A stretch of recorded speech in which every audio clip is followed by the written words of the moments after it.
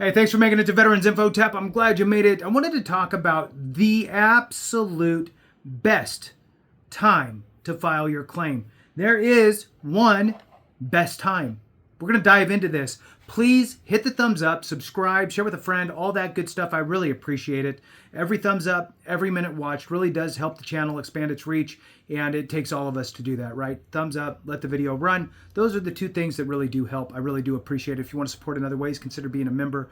That would be a great way to support the channel, and I do my best to get back to you in the comments. All right, so when is the best time? Well, let's first start this off with what the VA is looking for to decide your claim, okay, from a service-connected standpoint, barring any sort of presumptive conditions. So, for a VA service-connected condition that's not presumptive, the VA is looking for essentially three things. Prove to them your time in service, right? So what's that? The DD-214, that gives them the dates, entry, exit, there you go. Next thing is a diagnosis. You should be diagnosed for a condition that you're filing for, otherwise you have no condition. So get diagnosed. You have your diagnosis, it should be chronic in nature or have some sort of residual effects. It has to be an ongoing problem to be compensated for it. So now you have the first two. Time in service, that creates the window of opportunity. Two is the diagnosed condition. The third thing is the nexus, the link between the diagnosed condition and that time in service. Well, the easiest, best way for this to happen is if you got diagnosed while you're in service. The date of your diagnosis by itself creates the nexus. It's simple. I was active duty, I got diagnosed for X. Or, I got in an accident and I shattered my leg during my time in service. That is the nexus, the time frame. What happens is we get out, we never went to the doctor for whatever the condition is. We'll say migraines. You didn't. All you did was get handfuls of Motrin and move on. Then you got out, and then 5 years later, you got diagnosed for migraines. Well, now you got to build a bridge back, and it's a steeper hill. So when is the best time? Well, the best time to file your claim is while you're still in. Now, I get it. A lot of you are already out. Most, probably 95% of people watching this are already out of the military, and either this program did not exist or it did and you didn't know, right? One of those two. But for the other 5% of people that are watching this that are still in the military and looking to get out here in the next year or whatever, yes, you can file a claim while you're in. It's called a benefits delivery at discharge. Now, why I like this program is not so much the fact that you're filing your claim while you're in, but it's that it starts to click in your mind what you need to do. And then you start to think about, well, I need to go get diagnosed for this and that and this and that. So actually, whether you file your claim or not, going through the process of developing your claim and getting all your evidence together is solidifying your service connections, right? I'm not sure if I have sleep apnea, but I know that when I room with somebody or whatever, they throw boots at me in the middle of the night because I'm snoring. Okay, well, probably you need to go get a sleep study while you're still in, because if you're still in and you get diagnosed for sleep apnea, well, guess what?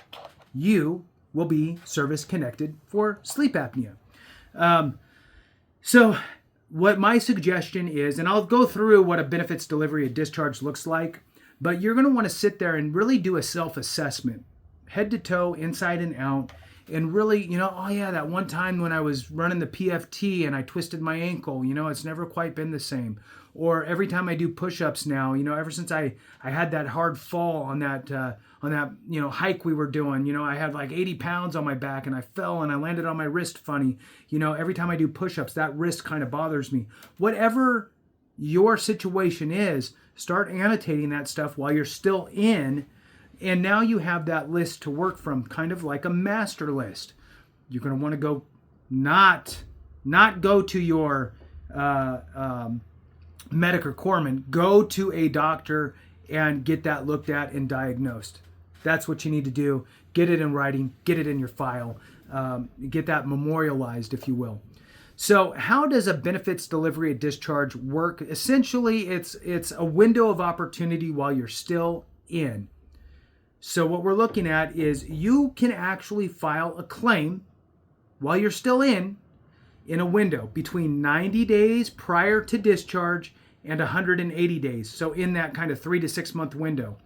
Now, you can't do it earlier and you can't do it later, right? If you have 89 days left until your discharge date, you can no longer file a benefits delivery at discharge. Is it the end of the world? No, because at least you know in your mind what you need to do. Go get diagnosed for everything you possibly can. Because two things. One, you'll get rated appropriately because you got all your diagnosis done. You got all your Nexus done because of that. And then the second thing is you'll have all these conditions documented. So as secondary conditions start to result, you'll be able to file for those as well. Now, for those of you that have gotten out of the military and this is not an option anymore, you have to build that bridge back to your time in service. That's where a Nexus Letter comes into play. If your doctor can't, won't, doesn't have a free consultation with American medical experts, they're board certified doctors. They're just providing it telehealth, and they focus in on doing claims medical evidence. So this is their world. They understand the VA legalese for all that stuff. If you need a DBQ, even another diagnosis, whatever, they can help you with anything. Reach out for a free consultation. Information's in the description and in the comments. So benefits delivery at discharge. I'm going to just read through it here on the VA's website directly and kind of fill in any blanks. The one thing that the VA really wants to see is all of your service treatment records. Like, you got to get them all, and you just file everything along with your claim. I suggest going through an accredited representative just so you can have that second set of eyes. No matter what you do, no matter who you talk with, no matter who helps you through the process to get it right, it's always a good idea to have an accredited representative help you to submit the claim. Or if you submitted it yourself, you could still go to an accredited representative and have them also, quote unquote, represent you, so they can actually chime into the VA and look in their system to make sure things are moving forward appropriately. All right, so if you have a service-connected condition, you can file a claim for disability benefits 180 to 90 days before you leave the military. This may help speed up the claims process, right? So you can get your benefits sooner, which is the idea. Now, don't be deceived by benefits delivery at discharge. That does not mean the day after I get out, I'm getting a check from the VA and we're moving forward. It's not going to hit your account then, but what will happen is they will back pay you to the day after your discharge. So let's say that you filed your claim 6 months prior to exit the military. That's ideal. Now the VA has 6 months working on your file. Then you're out of the military, and let's say they wrap it up 3 months later. 3 months later, now it's been 9 months total. You've been out for 3 months. They're going to back pay you 3 months to your day after discharge, and then you're going to start receiving your monthly check, which is great. So let's move forward here. It says here, are you eligible to use the BDD program? Again, benefits delivery at discharge. You may be eligible for benefits delivery at discharge program if you meet all of these requirements. All of these must be true. There's 4 bullet points. You are a service member on full-time active duty, including members of the National Guard, Reserve, or Coast Guard, which would mean like your AGR folks, right? So you'd have to be full-time, even if it's in a reserve component, you'd have to be full-time. If you're standard, regular, M-day type, 1 week in a month, 2 weeks a year, reservist, you can't do a BDD, but you can file a claim anytime you want anyway, so it doesn't really matter. Moving on. The next one, you have a known separation date. So you must know when your separation date is, because remember, you have 90 to 180 days. That's your window. So you need to know when your separation date is. Your separation date is in the next 180 to 90 days. And then the last one here, you're available to go to VA exams for 45 days from the date you submit your claim. So in other words, you're going to potentially have C&P exams potentially, and you'll need to be available for those. How can you avoid a CNP exam? Well, if you provide everything that the VA is looking for to establish your service connection, which is easy, right? Because I just explained, if you get diagnosed for it while you're in service, you should be good to go if it's a chronic condition or something that has residual impacts.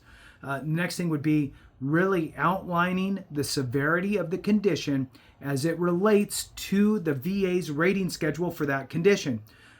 Every condition has a different rating schedule. Some conditions only have one rating. For example, tinnitus, ringing in the ear.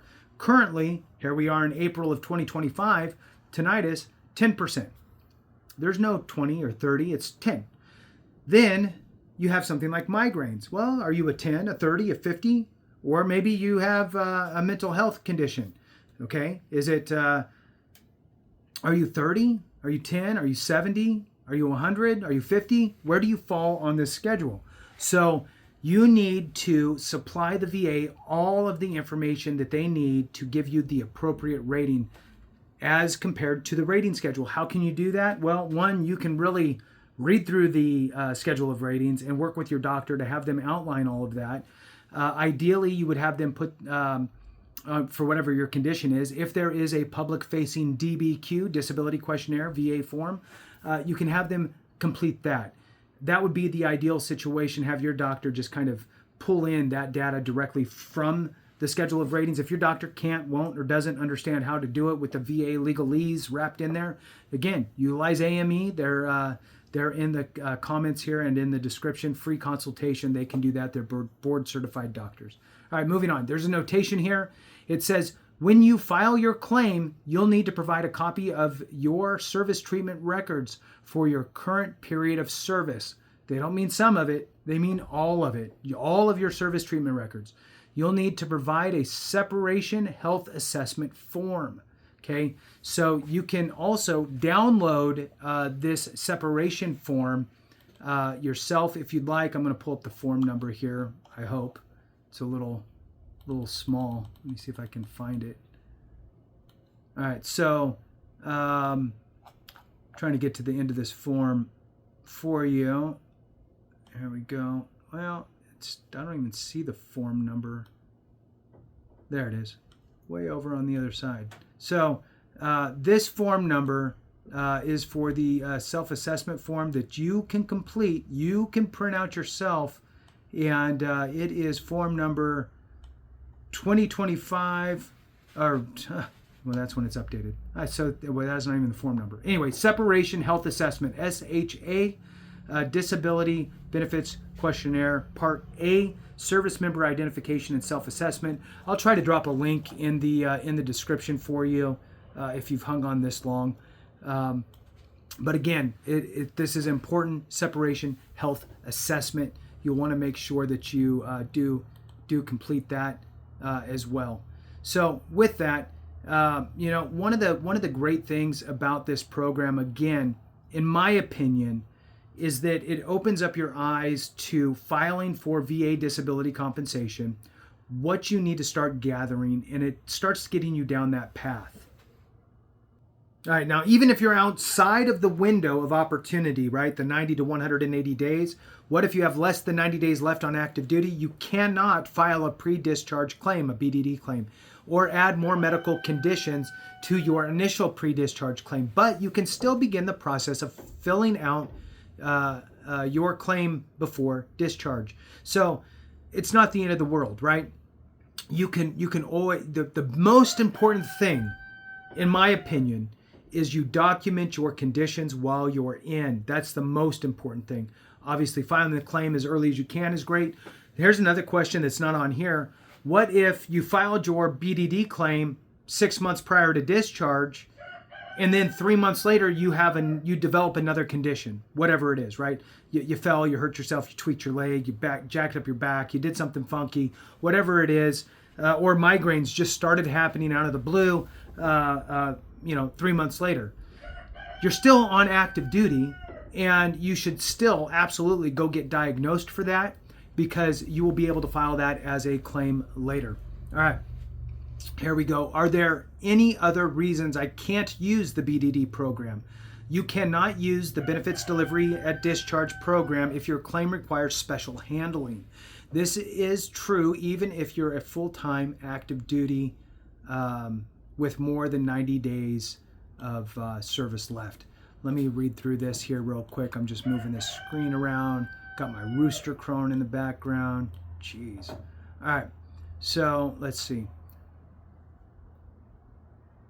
All right. So if you have all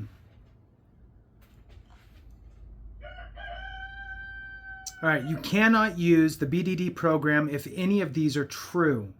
There's, geez, I don't even know, 6, 7, 8 bullet points. If you need case management for a serious injury or illness, or you're terminally ill, or you're waiting to be discharged while being treated at a VA hospital or military treatment facility, you're waiting for us, the VA, to determine your character of discharge. You can't go to a VA exam during the 45-day period after you submit your claim. You didn't submit. So in other words, make sure you're having conversations with your leadership, right? No, there's no leadership out there that wants to be informed the day before you have to go to a VA appointment. So let your leadership know, hey, look, I'm filing a benefits delivery at discharge with the VA. I might get called up to go to a VA exam. Don't know when, how, where, but I'll let you know as soon as I get any notification, right? At least give them some sort of a warno so they understand what's going on. You didn't submit copies of your service treatment records for your current period of service. That's important. You did not submit copies of your service treatment records for your current period of service. You must supply all of your service treatment records with your claim. You added a medical condition to your original claim when you had less than 90 days left on active duty. They will process the added conditions after your discharge. You need to have a VA exam done in a foreign country, and we can't request the exam through the overseas BDD offices in several locations. So just kind of important little side notes. Again, I always suggest working with an accredited rep for the nuancy pieces of it. But with that, when's the best time to file? While you're actually still in. 6 months prior to discharge, and getting all of your conditions documented and diagnosed while you're in service. Thanks for watching. I appreciate you. Have a great one. And remember, if we don't take care of each other, something went wrong.